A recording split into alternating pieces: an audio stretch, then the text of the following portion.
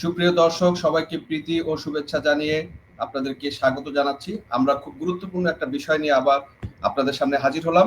আমাদের কাছে কিছু ইনফরমেশন এসেছে এবং কিছু তথ্য আমরা ফেসবুকে দেখলাম। যেটা একজন সামরিক কর্মকর্তা, সেই কর্মকর্তার নিউজগুলো যদি আমরা একটু দেখি, যে ব্যাপারটা আসলে ঘটতে যাচ্ছে বা হবে বলে মনে হচ্ছে, এরকম কিছু বিষয় আমরা একটু আপনাদের সামনে তুলে ধরছি।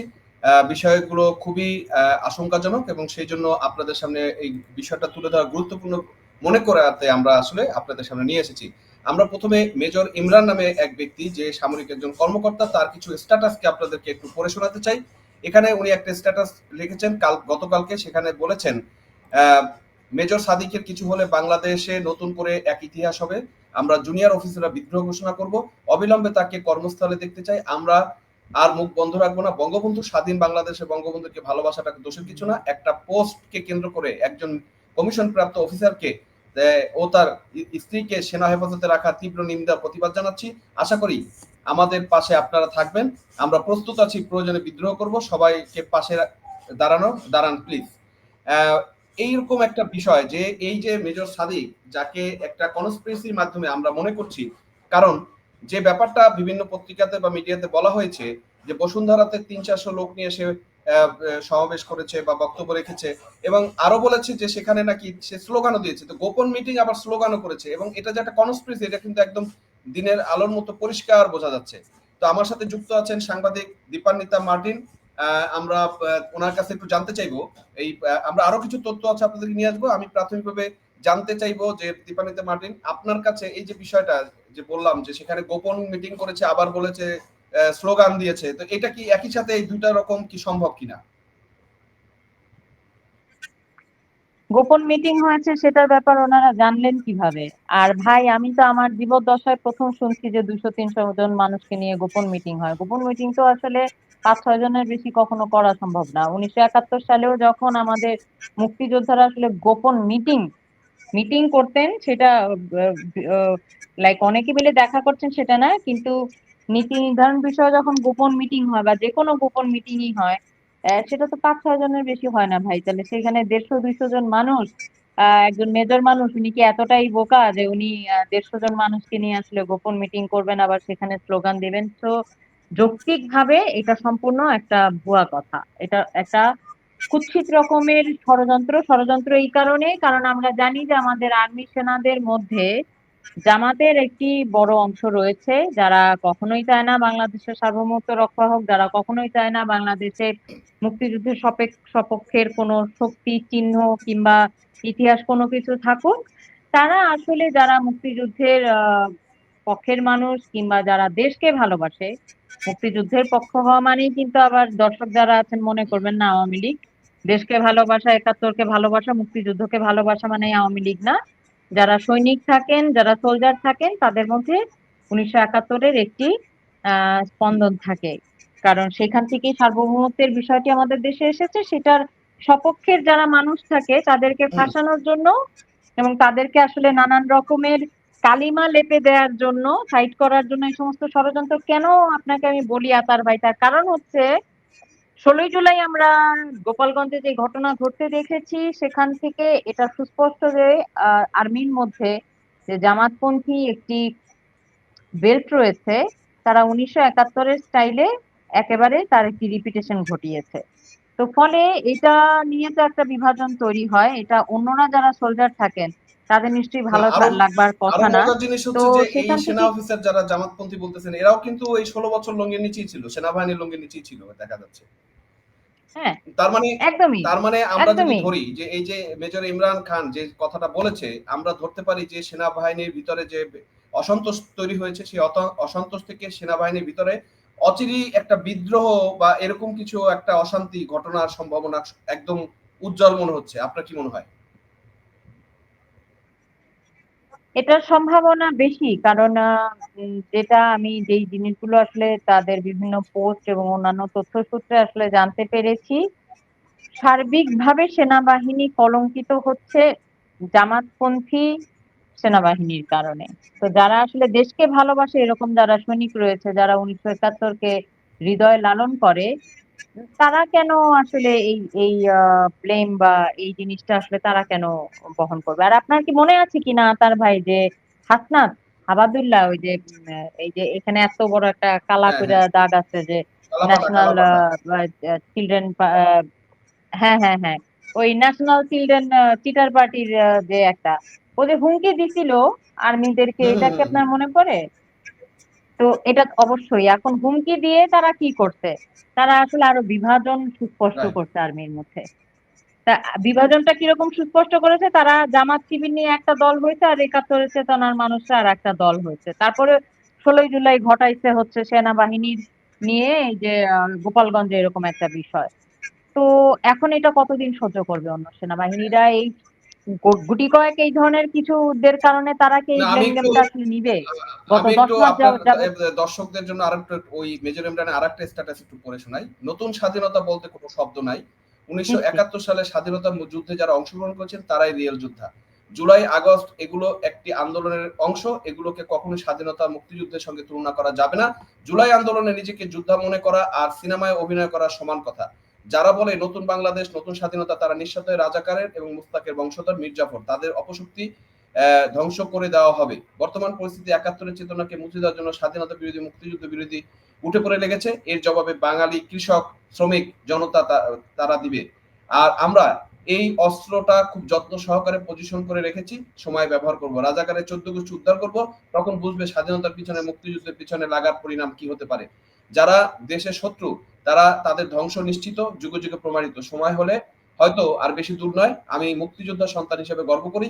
আমি অ্যাক্টিভ মেজর, কারা কি ভাবলো কি মনে করলো এগুলো নিয়ে আসলে আমার কিছু আমার চিন্তা করি না। আমি আমার কর্তব্যের দায়িত্ব সততার সাথে পালন করছি। এখন দেখেন, সেও কিন্তু একজন মুক্তিযুদ্ধের পক্ষের সৈনিক হিসেবে তিনি নিজেকে আত্মপ্রকাশ করেছে এবং আরো কিছু কথা বলা হচ্ছে যে মুক্তিযুদ্ধের পক্ষের একজন লোক হিসেবে বঙ্গবন্ধুকে নিয়ে যদি ছবি দেওয়াটা কোনো অন্যায় তো কিছু না।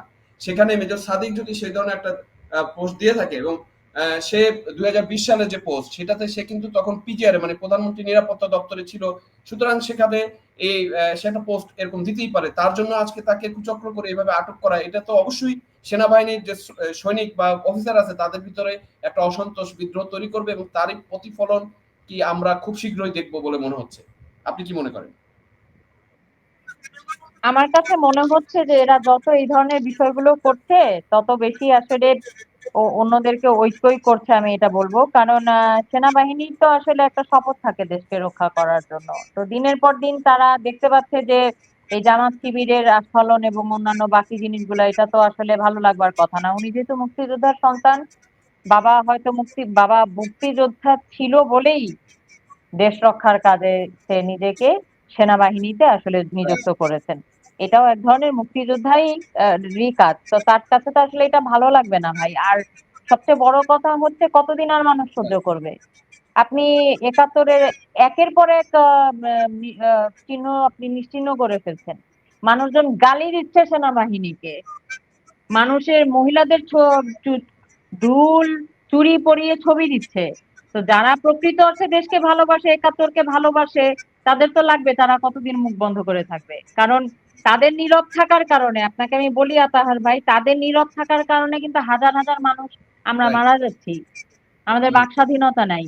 আমরা যারা বাংলাদেশে এই মুহূর্তে অনেক মানুষ না, রয়েছেন যারা আমরা তো ঘর গত থেকে বের হতে পারছেন গত না 2-3 দিন মাসের বা পর গত মাস। কিছুদিন ধরে আমরা দেখছি সাধারণ মানুষ কিন্তু ফুঁসে উঠছে এবং আপনি জানেন এই যে শাহবাগে বন্ধ করে দিল, সেখানে সাধারণ মানুষ ব্যাপক প্রতিরোধ করেছে এবং এক পর্যায়ে বাধ্য হয়েছে যে এক সমন্বয়ক আরেক সমন্বয়কে পিটিয়ে সরাই দিতে বাধ্য হয়েছে। কারণ হচ্ছে তারা দেখছে যে এখন সাধারণ মানুষের এই প্রতিক্রিয়া যদি চলতে থাকে তাহলে একটা গণজাগরণ তৈরি হয়ে যাবে এবং এদেরকে কিন্তু আর রক্ষা পাবে না। সুতরাং তারা টেকনিক্যালি এক গ্রুপ আর এক টোকাই হুম, আরেক টোকাই যে দৌড়দৌড়ি করেছে আপনি দেখেছেন।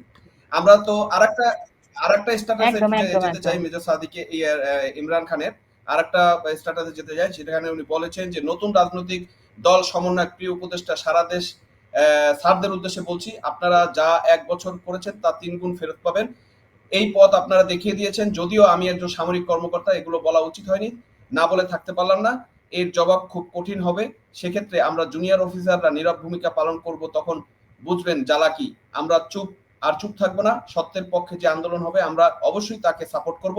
1 বছরের বছর দেশ ধ্বংস আমরা এই জুলাইয়ের আগস্টের মধ্যে নাই। এই যন্ত্রটা তাদের জন্য, যারা নিজেদেরকে 1 বছরে হিরো মনে করছেন। তার মানে সে কিন্তু আসলে খুব উদগ্রীব এবং তারা এই জুনিয়র অফিসাররা আসলে কিছু একটা ঘটাবে এরকম একটা এটা ঘটাবে চিন্তা একেবারে করছে। নিশ্চিত। কারণ এই তো গায়ে লেগে গেছে তো। আপনি আমি তো এইটাই বারবার বলছি যে আমরা সাধারণ মানুষ যেই পরিমাণ সাধারণ মানুষের গালিগালাজ আসলে সেনাবাহিনীকে খেতে হচ্ছে, সেনাবাহিনীকে এখন আর মানুষ ভয়ও পায় না। ওই রাস্তার কেমন লাঠি-টাঠি মারে এরকম টাইপের মনে করছে। তো যারা আসলে প্রকৃত সোলজার তাদের তো এগুলা গায়ে লাগছে। তারা তো এগুলো আসলে আর সহ্য করবে না। আর আপনি হুমকি দিবেন, ধামকি দিবেন। ওই যে চিটার পার্টির যে ওই যে কি জানি আপনি ডাকেন ওকে হাসনাতকে ভাই, ওই যে ওই যে হ্যাঁ, তো কালাপাঠা, ও কালাপাঠা। আপনার হ্যাঁ কালাপাঠা, তো এইরকম করে হুমকি ধামকি দিবে কতদিন? এবং হুমকি ধামকি দিয়ে শুধুমাত্র আপনি একাত্তরকে ভালোবাসেন কিংবা আপনি দেশকে ভালোবাসেন সেই জন্য আপনি তার বিরুদ্ধে প্রোপাগান্ডা ছড়াবেন, আপনি একজন মেজরকে নিয়ে গিয়ে আটকে রাখবেন না, আরো দেখেন ইয়েতে এখানে আরো উল্লেখযোগ্য বিষয়, তার ওয়াইফকেও নাকি আটক করেছে, তার ওয়াইফ নাকি পুলিশে আছে। আচ্ছা এখন আপনি পুলিশ আমাকে সদরদপ্তর বলছে এই প্রশ্নটার উত্তর দেন তো ভাই। হ্যাঁ, আমি বুঝলাম মেজর সাদেক কে তারা একটা তকমা লাগিয়ে, কারণ তকমা লাগিয়ে এটা আমি কেন বলছি, এগুলো আসলে কিছু সত্য না, যারা এগুলা বলতে এগুলো সম্পূর্ণ মিথ্যা কথা।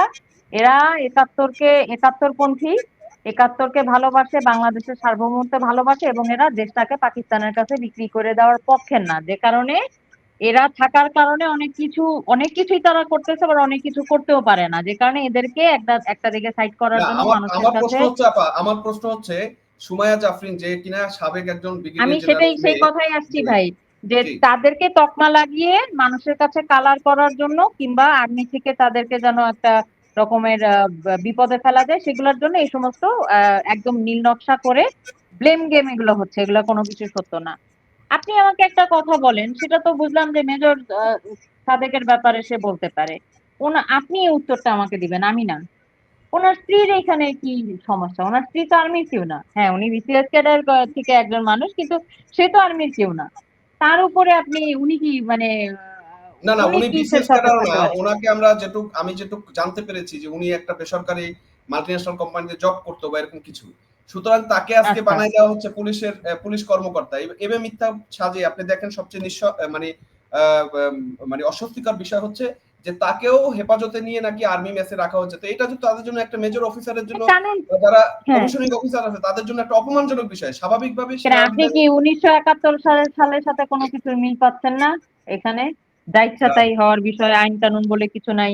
স্বামী হুম, স্ত্রীকে এরকম অনেক মুক্তিযোদ্ধা ছিল যাদেরকে 25শে মার্চেও ইনফ্যাক্ট আসলে স্বামী স্ত্রী সহ নিয়ে গিয়ে আটকে রাখার। তো আপনি দেখেন এগুলো সব ওই 71-এ আমাদের দেশের স্বাধীনতার বিরোধী যে সমস্ত শক্তি ছিল ওই প্ল্যান এবং রেজিম একরকম, এবং আপনি দেখবেন সমস্ত কিছু তাদের সব ধরনের কর্মকাণ্ডে আপনি মিল পাবেন। কারণ এই যে স্বামী স্ত্রীকে একসাথে নিয়ে গিয়ে তুলে নিয়ে যাওয়া, ওয়াইফকে আটকে রাখা বা এই জিনিসগুলা করা, আমি আসলে সেটারই পুনরাবৃত্তি দেখছি, এর বেশি আমি এর থেকে কম জি, কিছুই না, মানে জি আপা, একদমই সেটার পুনরাবৃত্তি জি, দেখতে জি। পাচ্ছি। ধন্যবাদ, ধন্যবাদ। আপনি অত্যন্ত সুন্দর বলেছেন। আমরা একটা নতুন সূর্যের আশায় থাকবো।